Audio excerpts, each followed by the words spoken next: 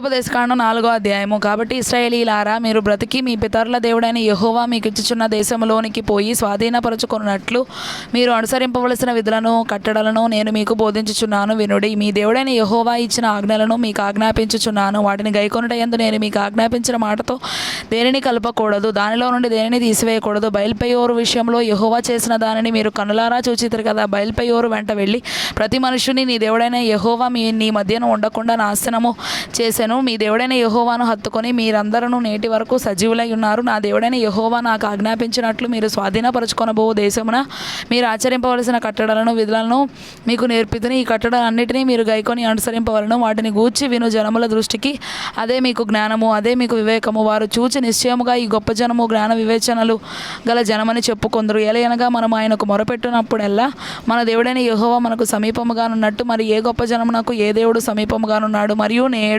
నేను మీకు అప్పగించుచున్న ఈ ధర్మశాస్త్రం అంతటిలో నున్న కట్టడాలను నీతి విధులను గల గొప్ప జనమేది అయితే నీవు జాగ్రత్త పడము. నీవు కనులారా చూచిన వాటిని మరొకయుండునట్లును అవి నీ జీవితకాలం అంతయు నీ హృదయంలో నుండి తొలగిపోకుండానట్లును నీ మనసును బహుజాగ్రత్తగా కాపాడుకొనుము. నీ కుమారుల కుమారులకును వాటిని నేర్పి నీవు హోరేబులో నీ దేవుడైన యెహోవా సన్నిధి నిలిచి ఉండగా యెహోవా నా యొద్దకు ప్రజలను కూర్చుము.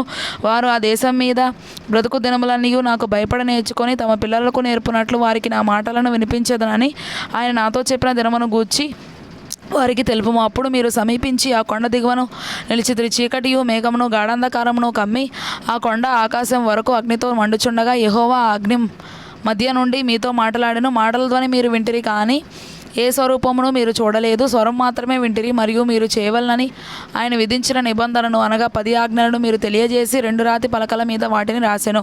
అప్పుడు మీరు నది దాటి స్వాధీనపరచుకొనబోవు దేశంలో మీరు అనుసరింపవలసిన కట్టడలను విధులను మీకు నేర్పవలని యెహోవా నాకు ఆజ్ఞాపించెను. హోరేబులో యెహోవా అగ్ని జ్వాలల మధ్య నుండి మీతో మాట్లాడిన దినమున మీరు ఏ స్వరూపమును చూడలేదు. కావున మీరు చెడిపోయి భూమి మీదనున్న ఏ జంతువు ప్రతిమనైనను, ఆకాశమందు ఎగురు రెక్కలు గల ఏ పక్షి ప్రతిమనైనను, నేల మీద ప్రాకు ఏ పురుగు ప్రతిమనైనను, భూమి క్రిందనున్న నీళ్ళయందలి ఏ చేప ప్రతిమనైనను, ఆడు ప్రతిమను గాని మగ ప్రతిమను గాని ఏ స్వరూపము కలిగిన విగ్రహమునకు మీ కొరకు చేసుకొనకుండానట్లును ఆకాశం వైపు కనులెత్తి సూర్యచంద్ర నక్షత్రములైనను ఆకాశ సైన్యమును చూచి మరలు కొల్పబడి నీ దేవుడైన యెహోవా సర్వాకాశము క్రిందనున్న సమస్త ప్రజల కొరకు పంచిపెట్టిన వాటికి నమస్కరించి వాటిని పూజింపకుండానట్లును మీరు బహుజాగ్రత్త పడు. యెహోవా మిమ్మల్ని చేపెట్టి నేడున్నట్లు మీరు తనకు స్వకీయ జనముగా నుండుటకై ఎగుప్తు దేశంలో నుండి ఆ ఇనుప కొలిమిలో నుండి మిమ్మను రప్పించెను.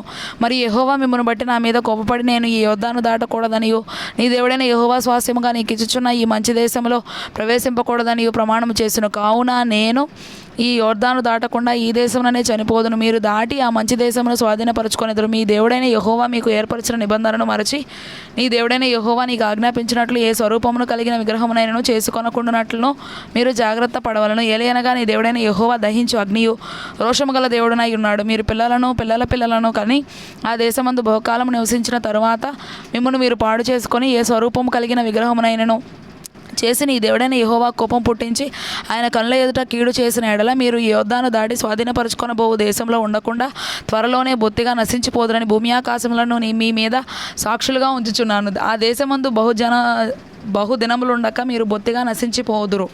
మరియు యెహోవా జనములలో మిమ్మల్ని చెదరగొట్టును.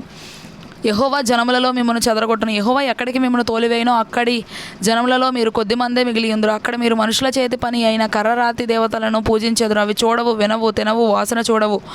అయితే అక్కడ నుండి నీ దేవుడైన యెహోవాను మీరు వెదకిన ఎడల నీ పూర్ణ హృదయంతోనూ నీ పూర్ణ ఆత్మతోనూ వెతుకున్నప్పుడు ఆయన నీకు ప్రత్యక్షమగును. ఈ సంగతులన్నీ నీకు సంభవించిన తరువాత నీకు బాధ కలుగునప్పుడు అంత్యదినములలో నీవు నీ దేవుడైన యెహోవా వైపు తిరిగి ఆయన మాట వినిన ఎడల నీ దేవుడైన యెహోవా కనికరము గల దేవుడు గనుక నిన్ను చేయి విడవడు, నిన్ను నాశనము చేయడు. తాను నీ పితరులతో ప్రమాణం చేసిన నిబంధనను మరచిపోడు. దేవుడు భూమి మీద నరుని సృజించిన దినం మొదలుకొని నీకంటే ముందుగా నుండి మునుపటి దినములలో ఆకాశం యొక్క ఈ దిక్కు నుండి ఆకాశం యొక్క ఆ దిక్కు వరకు ఇట్టి గొప్ప కార్యము జరిగినా దీని వంటి వార్త వినబడినా అవి నీవు అడుగుము.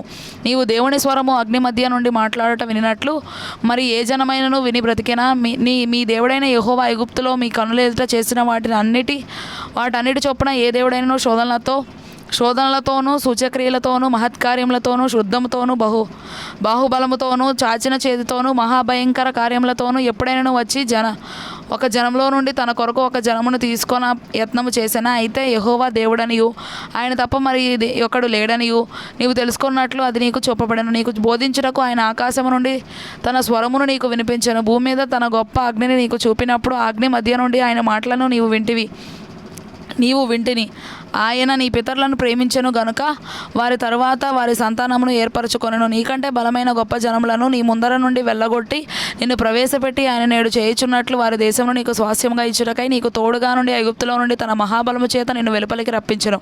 కాబట్టి పైనున్న ఆకాశమందును క్రిందనున్న భూమి అందును యెహోవాయే దేవుడనియు మరి ఒక దేవుడు లేడనియు నేడు నీవు ఎరిగి జ్ఞాపకమునకు తెచ్చుకొనుము. మరియు నీకును నీ తరువాత నీ సంతానపు వారికిని క్షేమము కలుగుటకై నీ దేవుడైన యెహోవా సర్వకాలము నీకు ఇచ్చుచున్న దేశంలో నీవు దీర్ఘాయుష్మంతులు వగునట్లు నేడు నేను నీకు ఆజ్ఞాపించు ఆయన ఆజ్ఞలను నీవు గైకొనవలను. అంతకు ముందు ఒకడు పగపట్టక పరాకున తన పొరుగువాని చంపినడలా చంపినవాడు పారిపోవుటకు మోషే తూర్పు దిక్కున యోర్దాను యువతల 3 పురములను వేరుపరచును. అట్టి వాడు ఎవడైనను ఆ పురములలో దేనిలోనికినైనను పారిపోయి బ్రతుకును. అవేవనగా రూబెనీలకు మైదానపు దేశారణ్యమందలి బేసెరును, గాదీలకు గిలాదులోనున్న రామోతును, మనష్షీయులకు బాషాన్లోనున్న గోలాను అన్నవే. మోషే ఇశ్రాయేలీలకు ఇచ్చిన ధర్మశాస్త్రం ఇది. ఇశ్రాయేలీలు ఐగుప్తులో నుండి వెలుపలికి వచ్చుండగా యోర్దాను యువతల బేత్పయోరు ఎదుటి లోయలో హెష్బోనులో నివసించిన అమోరీల రాజైన సీహోను దేశమందు మోషే ఇశ్రాయేలీలకు నియమించిన శాసనములు కట్టడలు న్యాయవిధులు ఇవి. మోషేయు ఇశ్రాయేలీలను ఐగుప్తులో నుండి వచ్చుచు ఆ సీహోనును హతము చేసి అతని దేశమును యోర్దాను యువతల ఉదయ దిక్కున నున్న బాషాను రాజైన ఓగి యొక్క దేశమును అర్నోను ఏటిదరినున్న అరోయేరు మొదలుకొని హెర్మోనను సీయోను కొండ వరకు ఉన్న అమోరీయుల 2 రాజుల దేశమును పిస్గా యూటలకు దిగవగా అరాబా సముద్రం వరకు తూర్పు దిక్కున యోర్దాను అవతల అరాబా ప్రదేశం అంతయు స్వాధీనపరచుకొనిరి.